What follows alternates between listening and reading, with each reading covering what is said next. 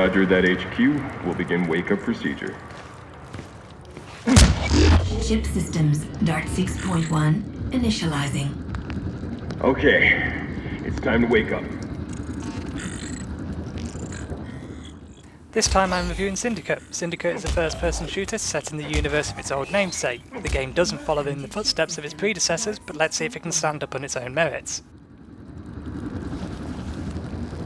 Hey, are you in there? Initializing. Once again, I will begin with an analysis of the widescreen and multi-monitor support. The default support is fairly good. Pre-rendered cutscenes are rendered centered and scaled to maintain their correct aspect ratio.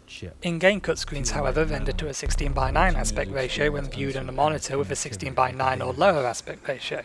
When viewed on something higher, i.e. a multi-monitor system, it renders vertical minus. That said, there are very few of these cutscenes, and the only time they're really used are normally to introduce a boss, so it's not a large issue. In-game itself renders natively horizontal plus in all instances, and the heads-up display is also scaled correctly and centered by default. The user interface and menus are centered and correctly scaled as well, giving no real issues once the game is running at a multi-monitor resolution. Despite the game working so well in a multi-monitor system, it's a shame that I have to report one issue that either came down to bad design or apathy. The options menu was created in such a way that it's not possible to select multi-monitor resolution, as the aspect ratio selection doesn't have an others option. As such, in order to get it working, you have to manually edit the environment.cfg file found in the Syndicate folder that the bug has annoyingly placed directly in my documents. Lily, thank God, if anyone can fix them up, it's you. We do science here, Jack, not miracles. And now for the Widescreen Gaming Forum grade. Just to let you know, the Widescreen Gaming Forum has split its grade in two, one widescreen, one multi-monitor grade. With that in mind, Syndicate gets an A for its widescreen support as it has no noticeable issues. However, it gets a B for its multi-monitor support as it requires a config edit to get multi-monitor resolutions working and because in-game cutscenes render vertical minus. Well, Kilo, I see you're in one piece. That's our train. Better dig in. Got a shitload of hostiles incoming. The game's visual style is going for the clinical futuristic look, with lots of shiny surfaces and plenty of bloom. Overall it works well and fits the theme nicely. I do have one complaint about the graphics, and that's that the game uses a film grain effect. This might work well on a TV or on a dark screen, but on a PC with a light background I saw it immediately and couldn't ignore it. You can't disable it from the options menu, but fortunately you can disable it from the config file. The audio fits nicely as well, with the environmental and the weapons sounding appropriate for the setting. The story is largely told by voice acting, which is reasonably well delivered. The story itself is largely your standard conspiracy theory affair. You can expect twists and betrayals that you'll probably see coming a mile off. Syndicate isn't going to win any awards for plot originality, but that said, the story is the main device used to move you from one linear level to the next, and it does a reasonably good job at that task. Glad to have you back, Kilo. Let's get you in the chair. Security, go ahead and clean up the proving grounds. Sit down, Kilo. I need your post-mission stats. The gameplay is the same formula as most other modern first-person shooters. You can only carry 2 weapons at a time, some grenades, and you have a melee attack that will kill with 1 hit.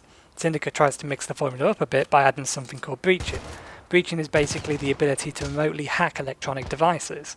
This takes on a number of forms. You can breach objects in the world to extend bridges or open doors. You can breach automatic turrets and drones to make them work for you or to deactivate their shielding. You can also breach chipped NPC hostiles to make their chips explode, their weapons backfire, or to make them change sides for a period of time. You also get the ability to enter an overlay mode. That, for a period of time, slows time down, increases your defense and offense, and allows you to see enemies behind walls. The device that enables all this is called a dart chip.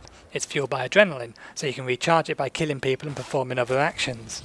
The whole system adds a nice extra layer to the combat, and many situations become a lot harder if you don't use your abilities properly. Others can't be completed at all without use of the breach system. With regards to difficulty, I played the game from start to finish in the hard setting and found the game's difficulty curve was more pointy than it was round, with some parts being significantly harder than others to complete. Upgrade potential. Kidnapped Aspari soft asset, a very long way from home. The last thing to mention is the basic upgrade system. At points during the game you can acquire chips from dead NPCs. Once you have done this you can add small upgrades to your own. It doesn't really add much to the game, but this sort of thing appears to be a requirement of the genre nowadays.